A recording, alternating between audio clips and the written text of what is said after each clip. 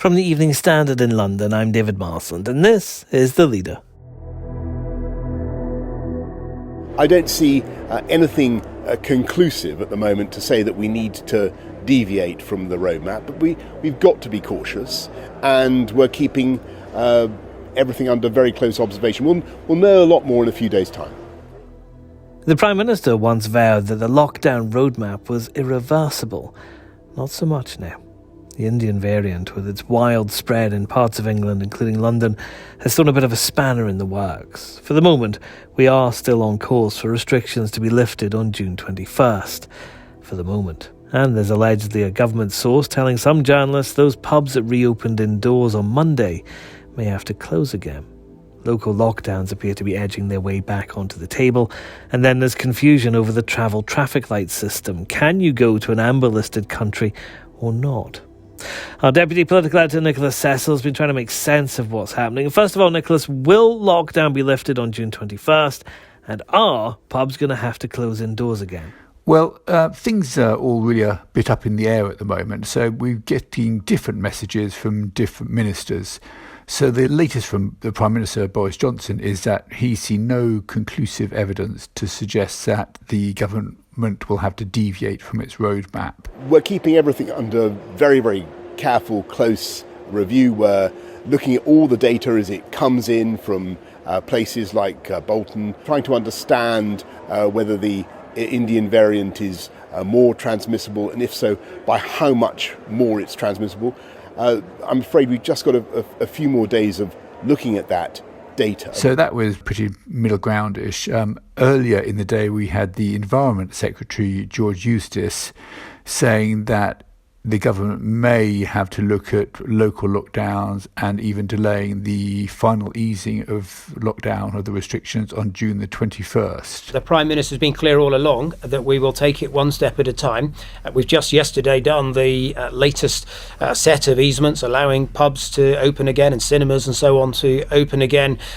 We hope to get back to normal on the 21st of June, but we'll obviously need to make an assessment, as we have with all the other stages, a few days before that. That came 24 hours after the Business Secretary, Kwasi Kwarteng, was sounding very much upbeat, saying that he had seen nothing to suggest they'd have to basically derail the roadmap. So it depends who you listen to. Kwasi Kwarteng is always upbeat and optimistic.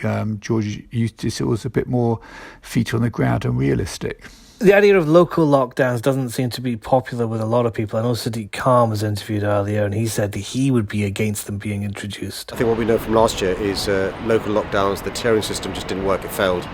It failed because the virus doesn't respect geographical boundaries. That's why it's really important for us to get a grip of this from the centre as far as the government's concerned, by in those parts of the country where there is a concern, rather than having regional lockdowns, they are flexible in relation to the vaccine being extended to younger people to ensure that the virus doesn't spread. But it does not appear that the government is ruling them out, does it? Yes, well, certainly at the moment, what you've got is certainly a number of localised hotspots with the Indian variant, the B1617.2, Bolton, Bedford, Blackburn.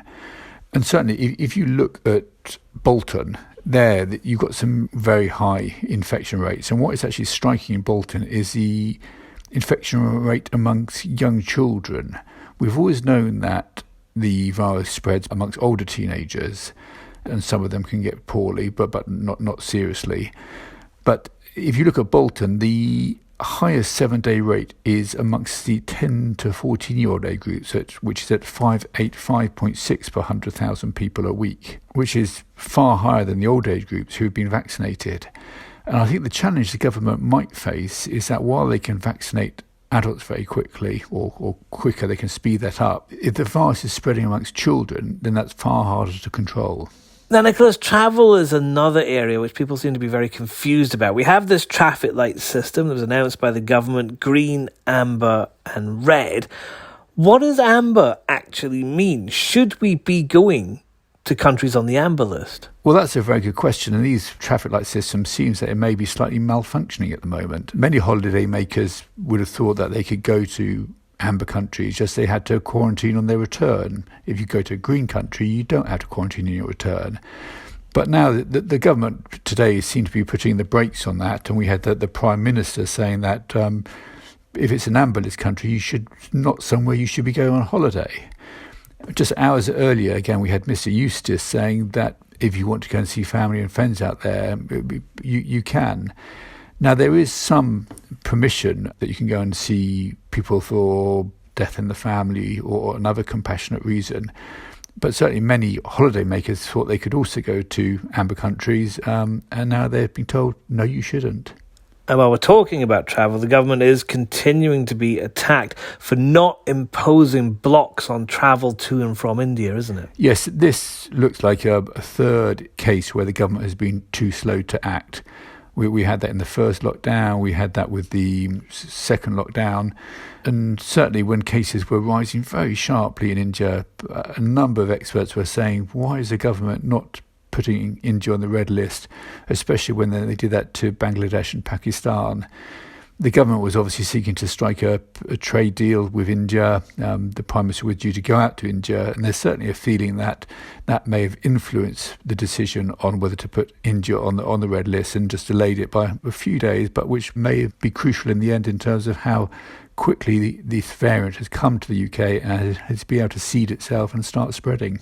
And the Prime Minister's advice again today is that if you get a call to get a vaccination jab, you should take it, because there is some evidence that the current vaccines do protect against the Indian variant, isn't there? Yes, not only do they protect against the variant, but they also are believed to reduce its transmission. So the more people who are vaccinated, the harder it is for the virus and these new variants to circulate in the community.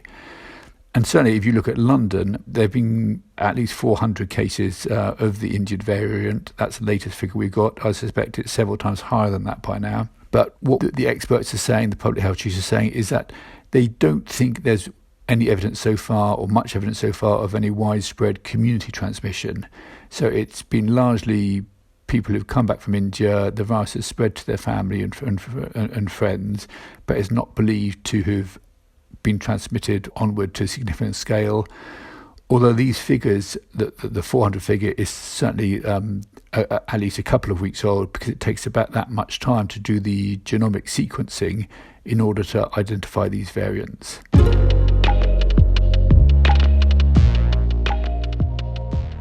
And that's the leader. There's more on this story at standard.co.uk. We're back tomorrow at 4 p.m. Please hit follow to make sure you don't miss an episode.